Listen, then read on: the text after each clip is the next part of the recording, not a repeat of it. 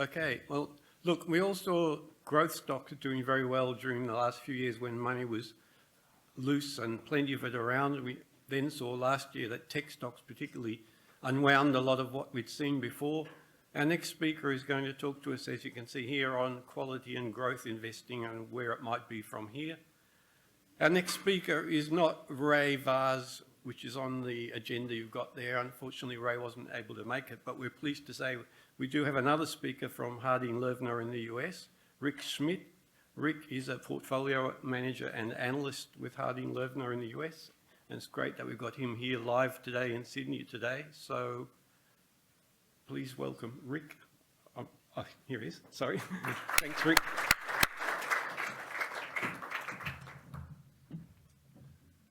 Thank you very much for the opportunity. Ray is a much better speaker than me, and this is also Ray's speech, so please forgive me if I'm not as scripted, but his wife actually had a medical emergency and I jumped on the plane.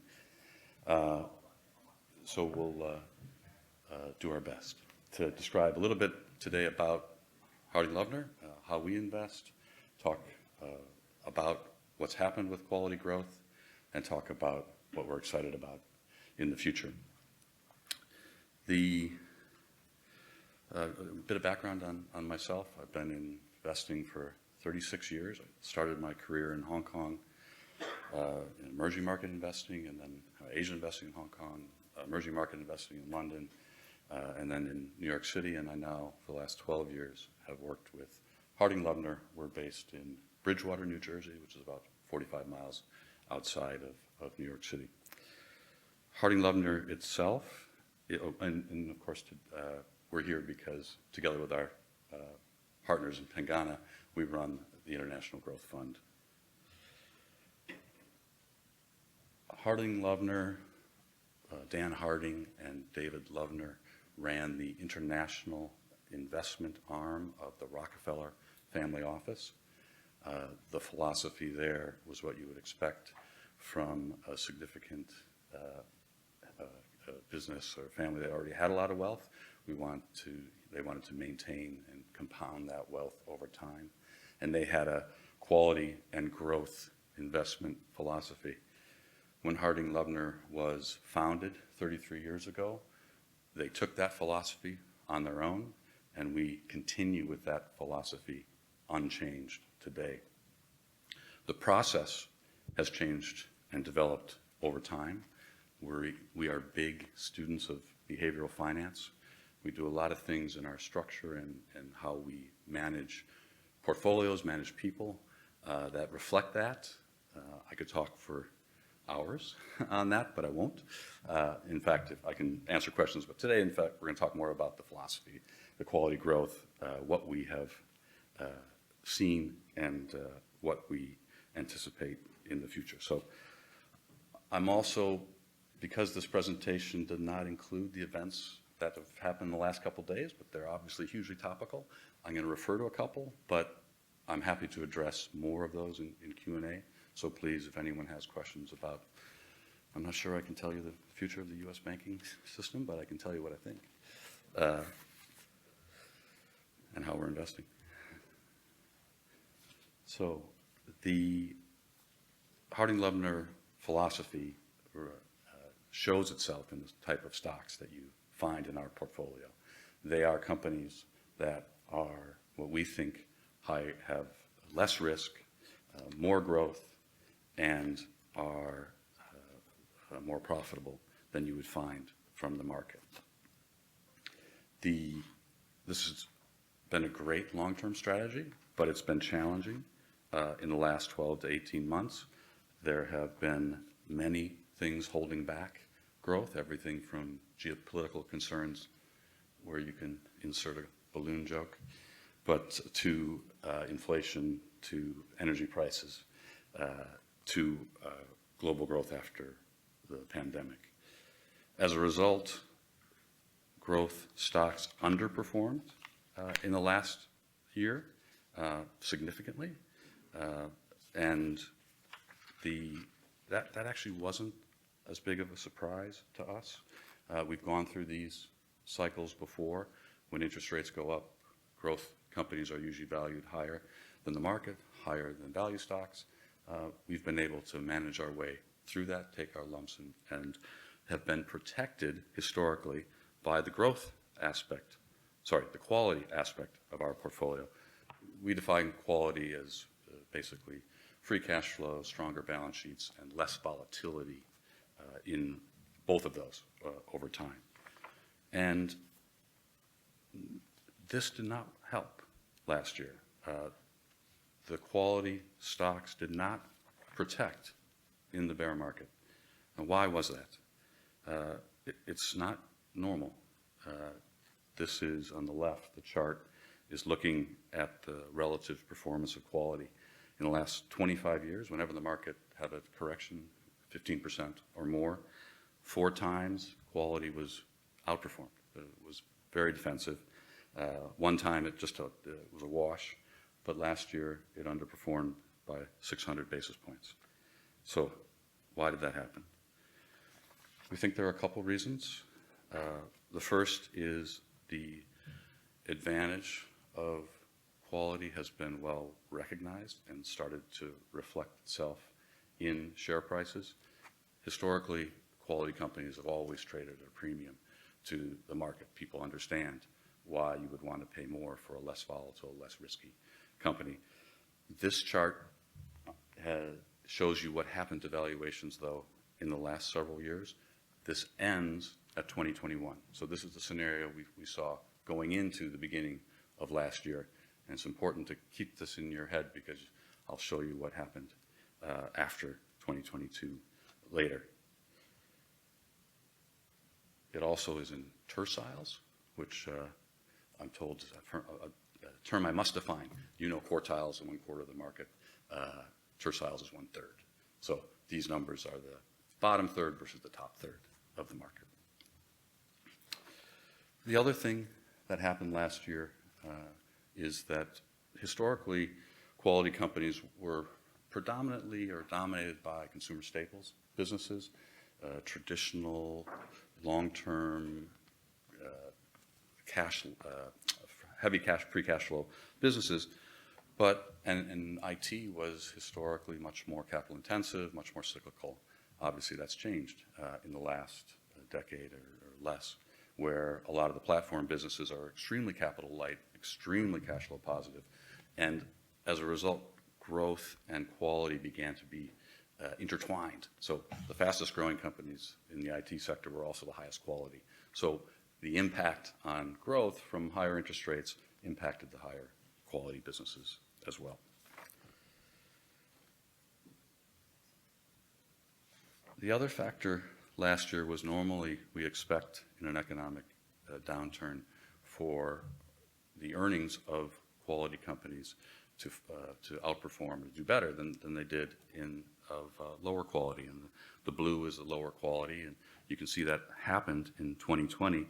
But 2 things happened in 2021. First was the amount of pandemic cash, and the second was the Russian invasion of the Ukraine and higher energy prices. Energy normally fits into the lower quality companies, and that had the result of increasing the earnings, or at least of the companies that we had thought of lower quality companies would have been impacted. In fact, they rebounded.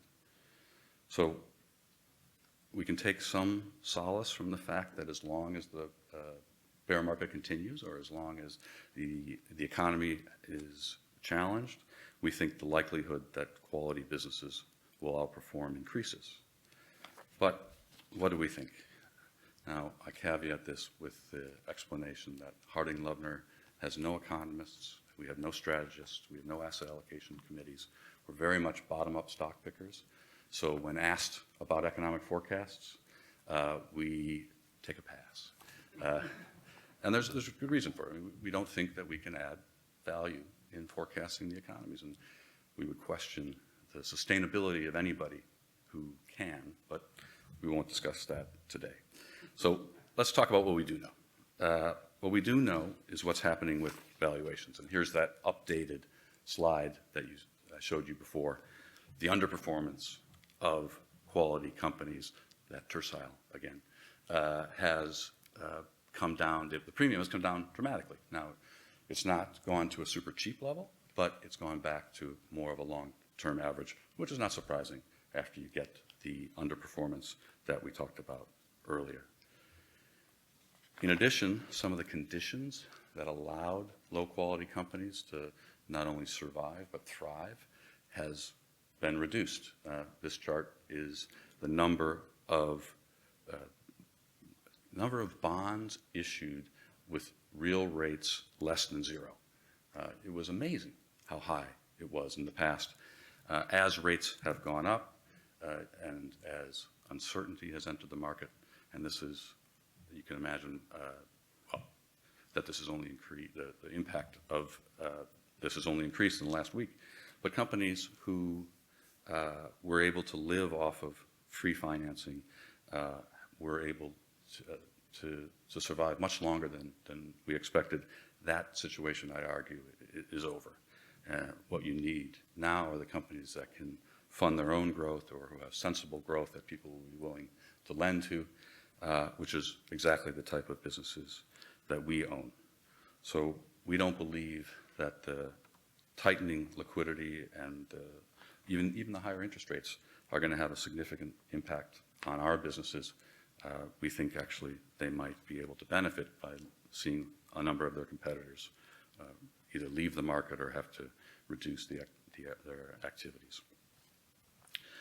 So what are we investing in? We think there's a number of trends that are continuing in the world. We don't think that it'll be impacted by short-term fluctuations in interest rates. We don't think it'll even be impacted significantly by what's happening with global growth. Those are the type of businesses that we want to own that will be able to prosper under any scenario. We've grouped them into three here. I'm going to talk about technology. I'm going to talk about some of our healthcare businesses, and finally, some of our industrial businesses. They all have something in common in that we think they're supported by one of these trends, but also we don't necessarily try to pick the winner in each sector. We try to find the companies that are providing the classic picks and shovels to the miners. We don't have to find the mine that's going to be the huge success. And we've been able to find them in areas like technology, where the demand for compute power is just increasing at an incredible rate. This shows you historically, what did you need data for? You needed data for humans. You needed to keep it for yourselves. Now, Internet of Things, everything from the data needed to drive a self-driving automobile to what you need to drive the search engine and chat GPT. So we don't know which large language model will succeed. Will it be Google's? Will it be Microsoft's? Will it be Baidu's? Could be someone I've never heard of. But we do know that those requirements are huge. The estimates for ChatGPT are just $250 million just for the computing power, not for the people, not for the time and development. And if that is, businesses like this get scaled up on a global scale, we're not talking hundreds of millions, we're talking hundreds of billions of dollars. So there's companies like NVIDIA, which has 70-80% of the GPU market, the chips that are used in AI and many of the most advanced technologies. We also have a company called Synopsys, which is involved in the production of these.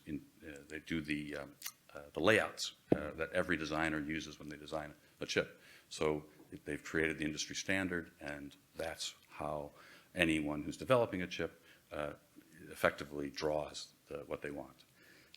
To companies like Applied Materials, who contribute to the chip development themselves. In the healthcare, the growth in the biological medicines and pharmaceuticals has also been amazing. Here we find companies that may win. We think we have found a winner, so we have found a mine that we like, and that's a company called Vertex, which has developed a drug for cystic fibrosis. Doesn't cure it, but it's increased the lifespan. On average, people with cystic fibrosis is usually identified in quite young, predominantly females, live to 15 to 20, and they've extended that to 50, 55, and basically every year we're getting longer. It's a miracle. So that's fantastic, but they're applying the same platform they used to develop that drug to other diseases. So it's a business that we like, that we think has a lot of room to grow. And then the other three on this page are all companies that help companies like Vertex or all of the other startups who are developing new drugs. Abcam provides proteins, Illumina does the DNA arrays. They're effectively the Google of DNA research. If you want to search for something, you go to Illumina and they give you the results. And Wuxi AppTec is one of our three Chinese companies. It is similar to Lonza. Maybe you're familiar with a Swiss company. They do the development of the drugs. So it's similar in many ways to what we saw in the technology field, where everyone used to have their own fab. Now you outsource that to TSMC. And same thing in drugs. You don't need to have your own manufacturing capability. You can outsource it to a company like Lonza, like Wuxi.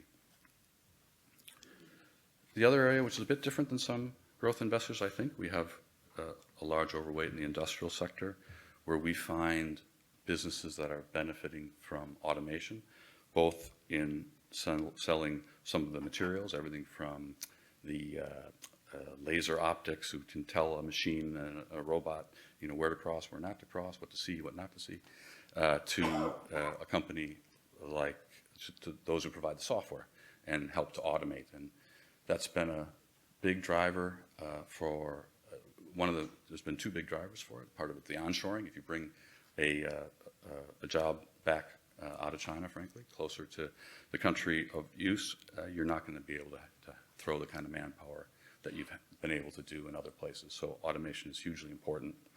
There's a couple companies that benefit, and they're from all over the world. Hexagon is a Swedish software company. Schneider is French. They have a great motors business, but they've expanded. Over half their sales are now automation software.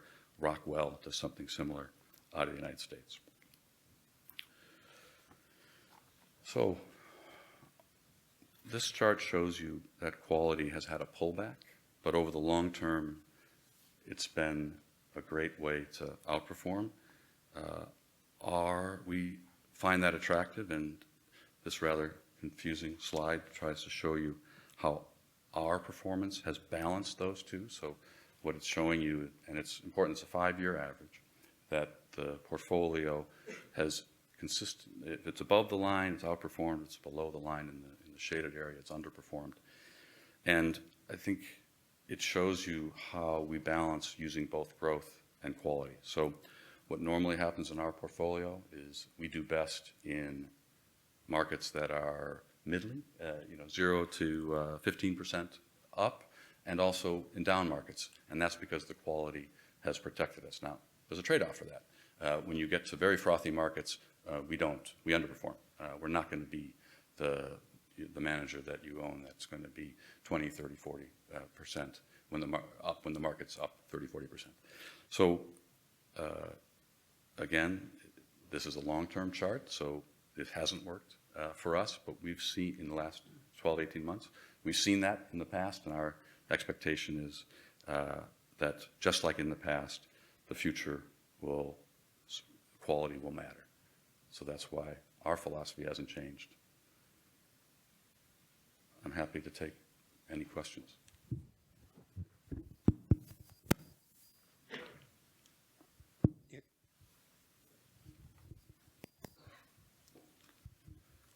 I'm just curious about the in a world with science is advancing so rapidly, and decarbonisation technologies and things advancing very rapidly. What challenges does that create for you in trying to determine quality or sustainability of revenues and things when somebody's the rooster one week and potentially the feather duster the week after? It is a challenge, and I think you've seen it in the stocks I showed. You know, we try not to find the company that's going to necessarily have the widget that solves that problem, but it's the company that's producing the materials that they need. So maybe there'll be something out of left field, you know, that will really put one of our businesses in a ringer. It's hard to think, but I'm sure it'll happen. But then you have a diversified portfolio, and you have we have about 72 investments, and you know, not with restrictions on what we own. So it's technology moves slower than people think. I mean, it feels, you know, ChatGPT. Oh my God. ChatGPT is not technology for us. You know, as everyone knows, the mistakes are horrible, but it's going to advance very slowly. So let's use that as an example, right? Google didn't die overnight with that introduction. It's going to take time, and most of the good businesses will be able to adapt. But, you know, the world marches on. We're going to see changes, and our hope is to capture a few of those, like we have with Vertex, and then supply whoever does make the changes. Other questions? I have one which sort of touched, Rick, on your point about, well, we don't have economists, schmonomists. With all due respect to Bob Caneen, who's left now. It really sort of, my question sort of stems from the lack of, I guess, economic analysis. I mean, and it's sort of partly related to Brett's question. So how do you then form a view about the prospects of each individual company that you hold? For example, whether, you know, somebody's coming for NVIDIA, you know, out of China, or, well, particularly out of China in that case. You know, in the absence of that sort of broader analysis. That's actually where we spend our time. So we've made the decision not to allocate the time to predicting things we don't have any ability to do on a sustainable fashion, or that other people can do better than us. And we joke, you know, our economists. So, you know, we talk about macro figures all the time. We just don't try to do them better than somebody else, because we don't think we can. And the internal joke is that our economist is the Economist magazine. It's a very serious, well thought, well written approach. Why do we need to do better? And if somebody can, please, they deserve all the money they can get. So what do we do instead? We focus on the businesses. And again, I think it's, I'll answer this probably too long-winded, but we use, I think it's very insightful into how we think. The process we use to look at competitive advantage is this revolutionary idea called Michael Porter's 5 Forces, which every first-year business student has learned. It's 40 years old, but the application of it is not easy. It's much easier to get look at the slideshow of the company, which is telling you why they're going to be great, and then you have to think about it and break it down. So part of that means you spend time talking to competitors. We spend a lot of time at trade shows. Part of it is making sure you have a diversified analyst base. So China is absolutely one of the biggest risks in terms of new businesses entering areas that we see. And as a result, we have 3 mainland-born Chinese analysts who help us go to these markets. We go to trade shows. We talk to other competitors, and you monitor what's going on with your businesses. Personally, I think that's actually a more sustainable prediction model. Yeah, you'll make some mistakes, but then it is to try to beat the street on what interest rates are going to do. All right.